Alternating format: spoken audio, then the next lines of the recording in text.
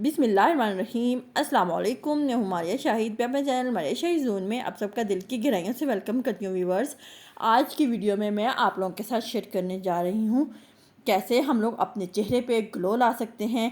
अगर हमारा चेहरा सूरज की वजह से, सन टैन की वजह से बहुत ज़्यादा डैमेज हो चुका है, डल हो चुका है, उसमें बिल्कुल भी ग्लो नहीं है और उसका कलर कंप्लेक्शन भी काफ़ी हद तक ख़राब हो चुका है, तो हम लोग कैसे ठीक कर सकते हैं। इससे पहले बहुत ही सिंपल सी रेमेडी है। तमाम के तमाम इंग्रेडिएंट्स आपकी किचन में मौजूद हैं और ये हर एज ग्रुप के लिए है। Let's start video.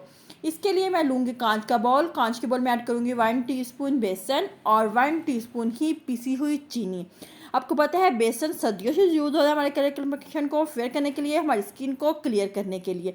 और चीनी में ग्लाइकोलिक एसिड होता है जो हमारी स्किन को अच्छे से पील करता है, हमारी स्किन के पीएच लेवल को मेंटेन करता है। हमारी स्किन का पीएच लेवल मेंटेन होगा तो हमारी स्किन खूबसूरत होगी, हमारी स्किन साफ़ निखरी नज़र आएगी। इसको मैंने मिक्स करने के लिए इसमें ऐड किया है कच्चे दूध का। इसमें आप कच्चा दूध यूज़ करें तो बेस्ट है। अगर आपके पास इनकेस कच्चा दूध नहीं है तो आप इसके बॉयल दूध का भी यूज़ कर सकते हैं। और उसमें मैंने ऐड किया है हाफ़ लेमन। अगर आपकी स्किन ज़्यादा सेंसिटिव है तो आप लेमन को टोटली स्किप कर सकते हैं। मैं इस मास्क के लिए आपको सजेस्ट कर दूँगी, सबसे बेस्ट टाइम मॉर्निंग का टाइम है। जब आप अपने लिए नाश्ता बनाने लगे तो इस मास्क को अप्लाई कर लें। जब तक नाश्ता बनेगा ये मास्क आपके फेस पे लगा रहेगा, अच्छी तरह पेनिट्रेट होगा, इसके पूरे के पूरे बेनिफिट्स आपको मिलेंगे।